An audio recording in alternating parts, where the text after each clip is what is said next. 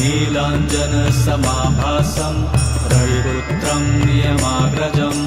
छायामार्तण्डसम्भुतं तं नमामि शनैश्चरम् नीलाञ्जनसमाभासं रविपुत्रं नियमाग्रजं छायामार्तण्डसम्भुतं